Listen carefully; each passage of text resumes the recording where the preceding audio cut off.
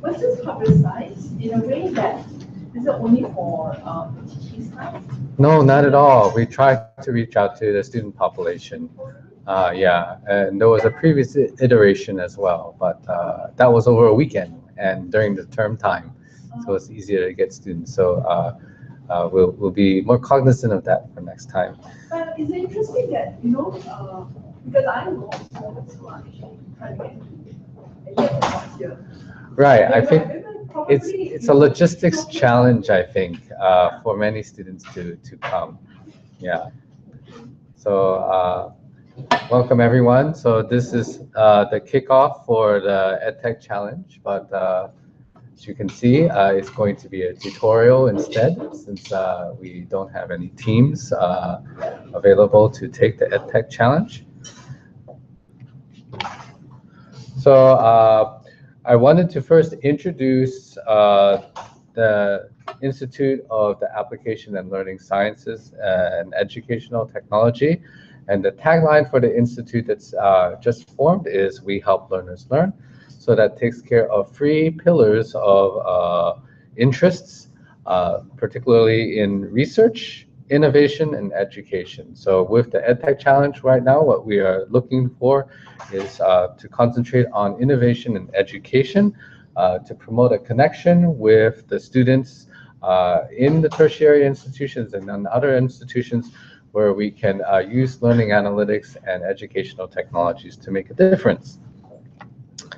And part of the challenges that we have is to figure out how learners learn and how to instrument them better, especially in the context of many publications and scholarly literature has shown us how we can be informed about education policies, but there's relatively little insight or student-generated outcomes that come from the students themselves.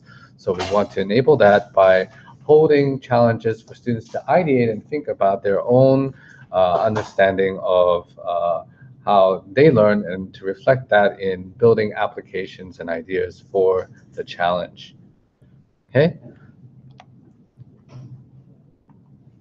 So ALSET is a really interesting institution because it's been newly formed at NUS and creates a data lake, which is basically an amalgam of all the data that we have about students from various departments and institutions.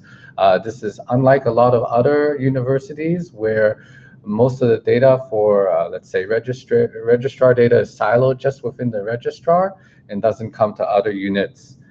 So by putting all of this data together, as on the left side of the slide, we can create a data center that can be addressing many different types of learning analytics and projects.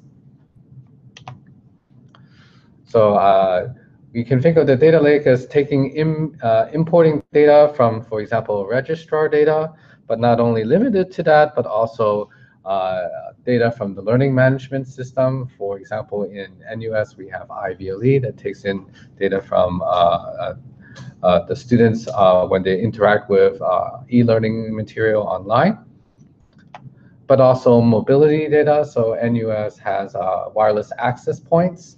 So taking information about what devices you might be browsing the internet with, we can know where on campus you are and take that data into account in helping understand whether you're commuting or watching videos that are related to the course or not, and maybe that reflects into your learning outcomes.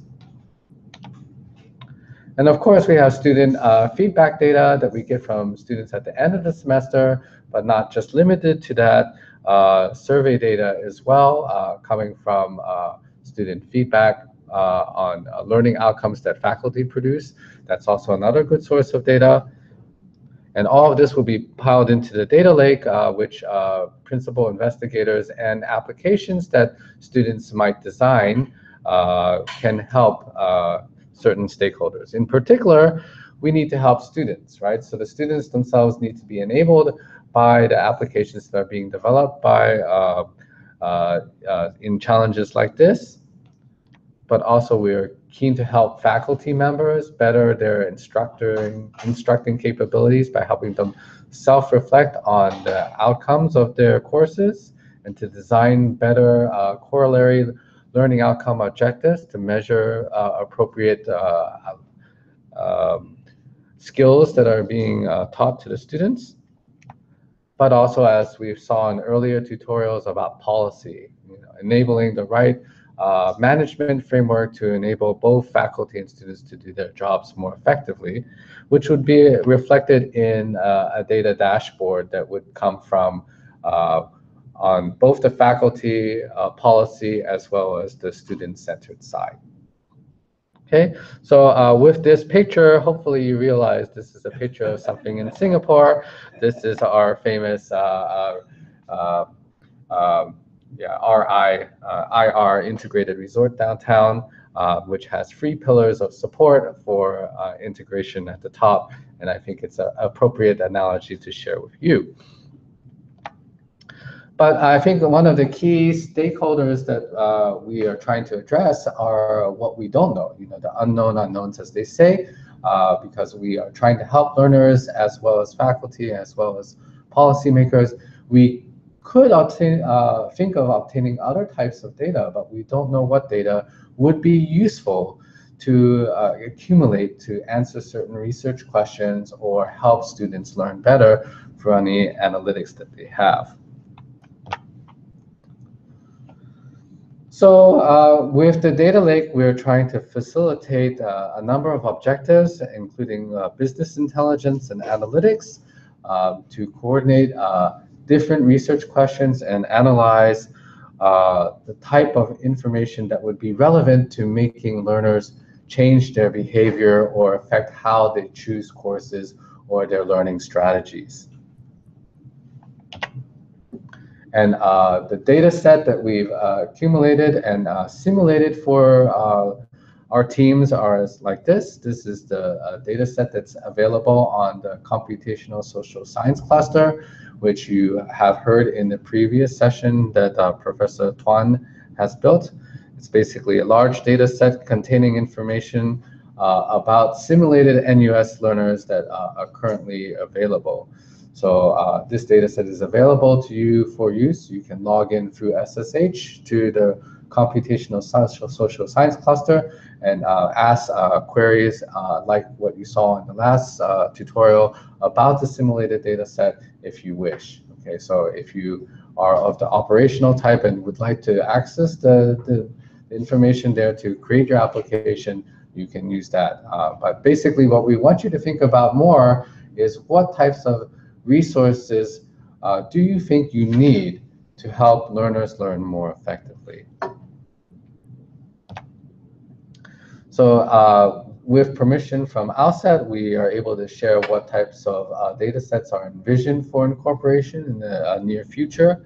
So this includes outcome data from, let's say, the graduate reemployment survey, which is a survey of our graduates as they leave, whether they've gotten a job and which companies they've successfully been employed with, and crucially also their salary as self-reported.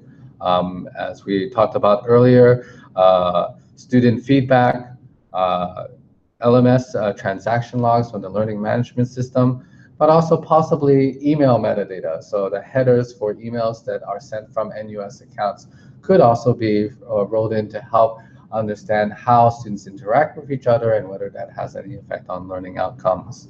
Other information that could go into the data lake are things like internship data or student housing data. So all of these are not in any particular order, and what we need from all of you is to think about what priority these different data sets are for applications that you might build to help students learn better.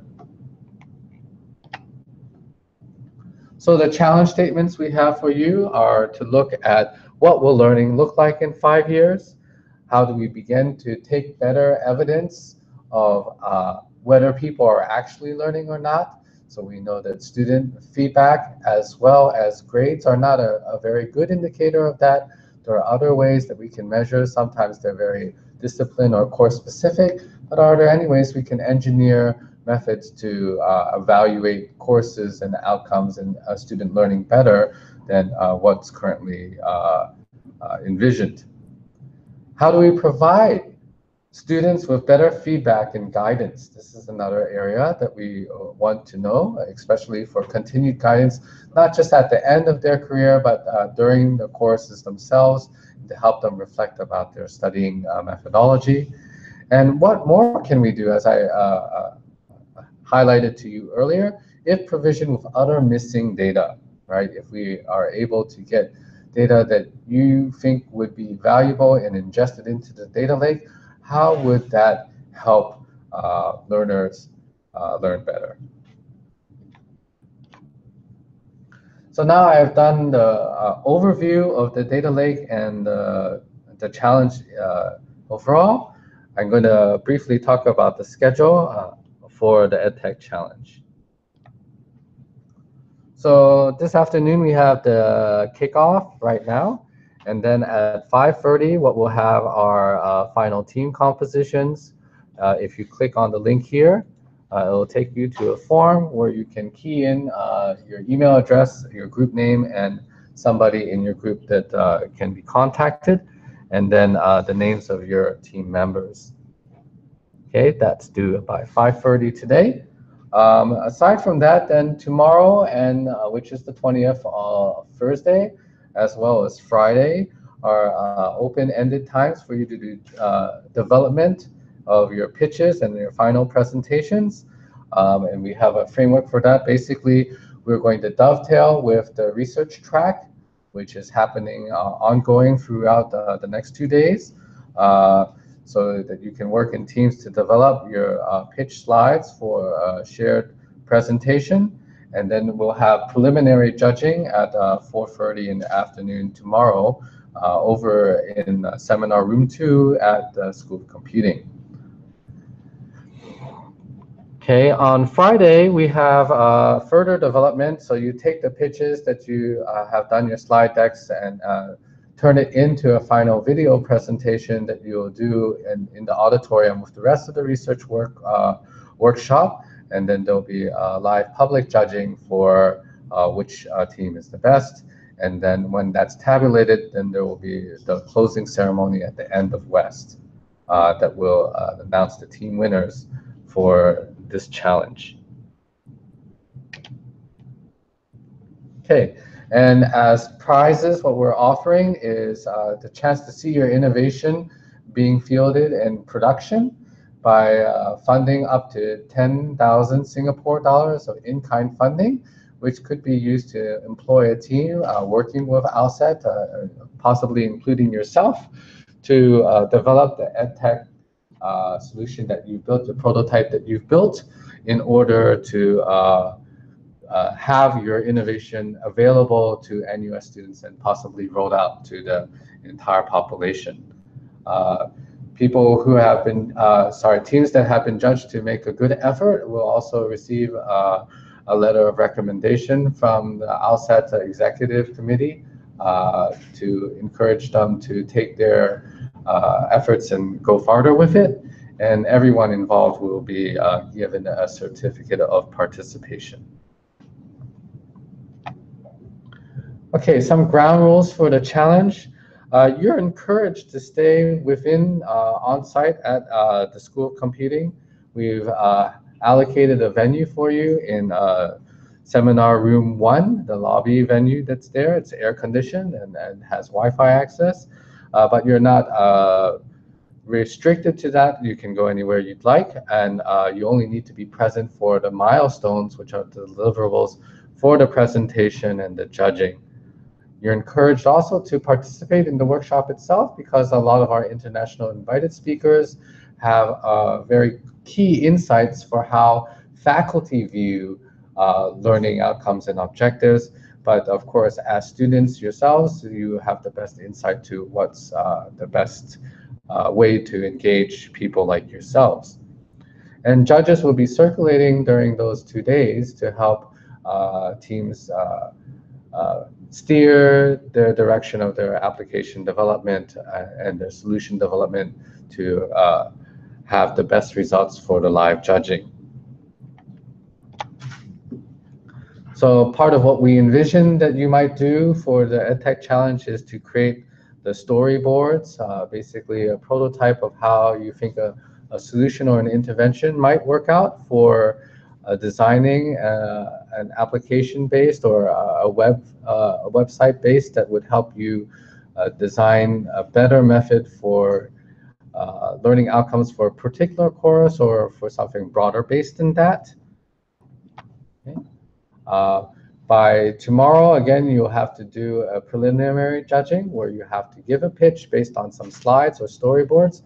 And for that, we recommend having a pitch, which is of an elevator type, so you only have 1 to 3 minutes. So for that, we suggest that you construct a very simple statement of what your innovation's objectives are. So usually you have a target clientele, a target audience. So for a particular type of student or a particular type of learner in a course or in a certain mental capacity who has some particular need that's not met right now, what type of product or solution that you're innovating could help them with their challenges, right?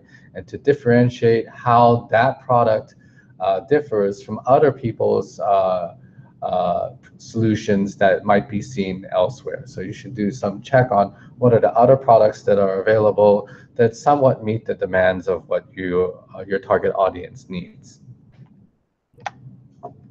So in the previous EdTech challenge that happened in February, here's one of the elevator pitches that was done by one of the participating teams in EdZone. So they used the whiteboard to explain how their solution came about and how it addressed things. And it was narrated by this gentleman here.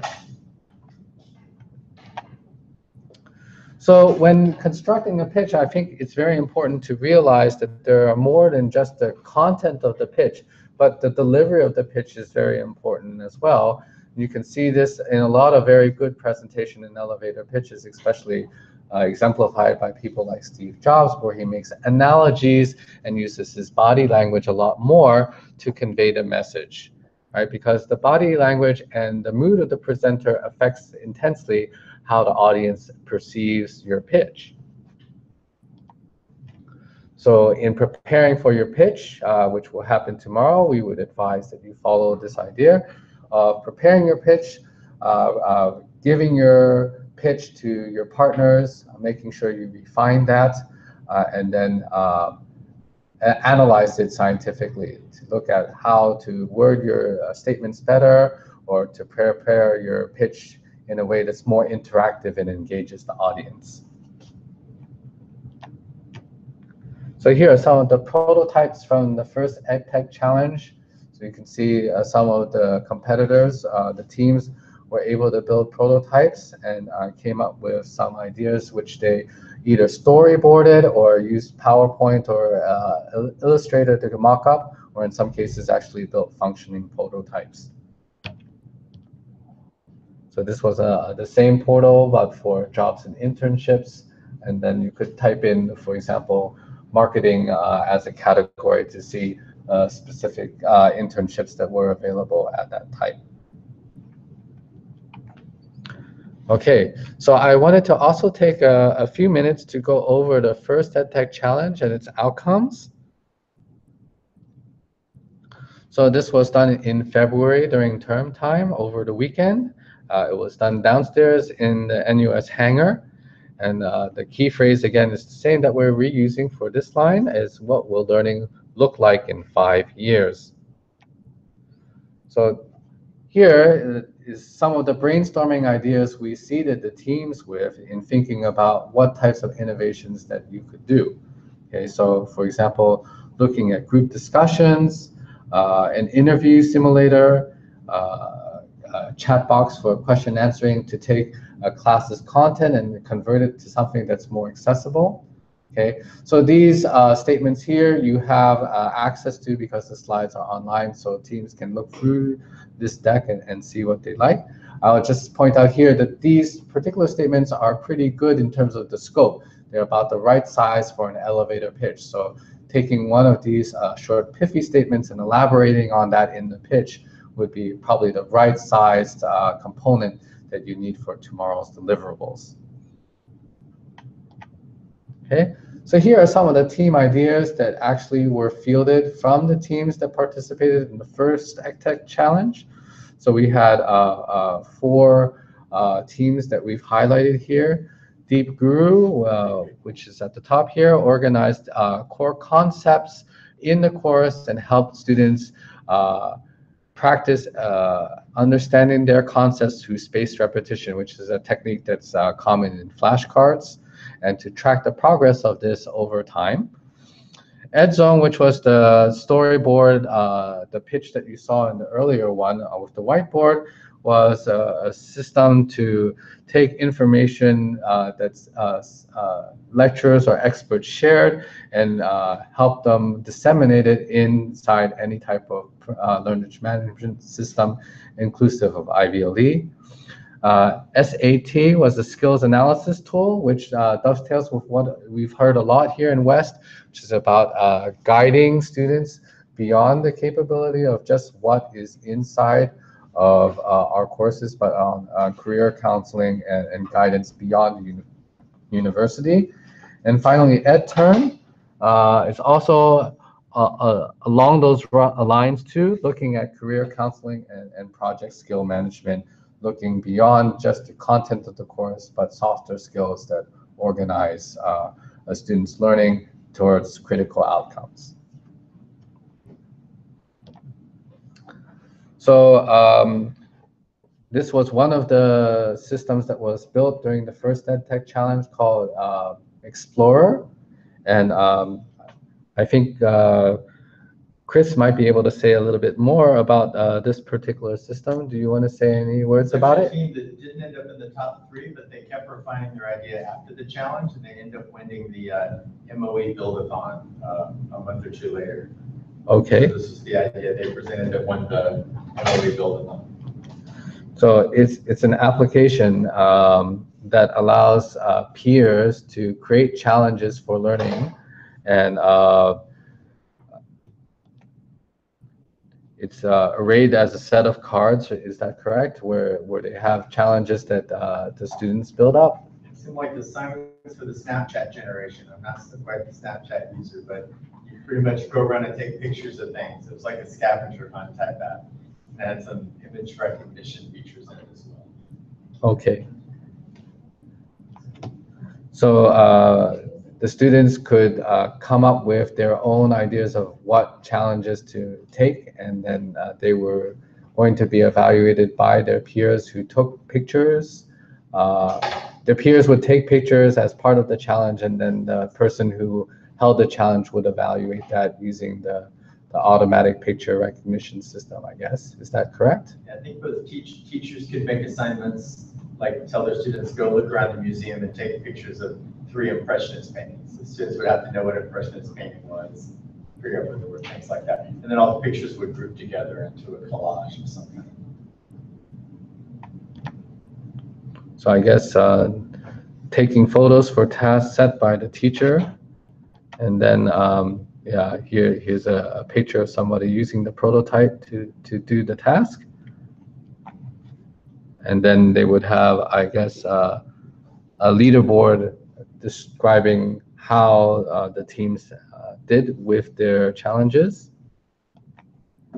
And then the closing statement, I guess, from the pitch was that there's a collaborative learning with your peers and from your peers. So there's a closing the loop on both sides.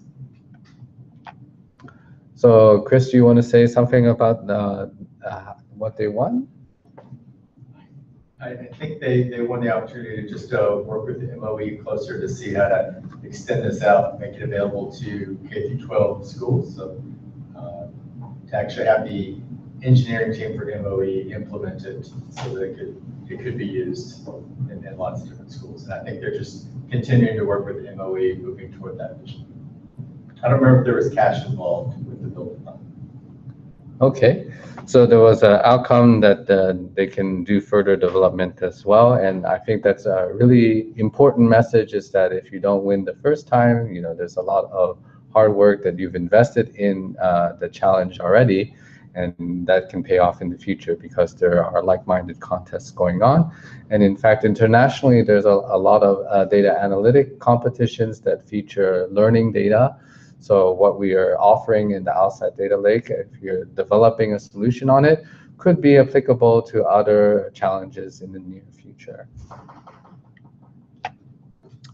So with that, I'm going to close the kickoff and say that team formation has to be done by 5:30 today, and you can submit your team formation information here at the bit.ly link, which will take you to the same place which I showed you earlier on Google Forms to submit a team for the challenge. Okay, and with that, I want to thank you to coming to this session.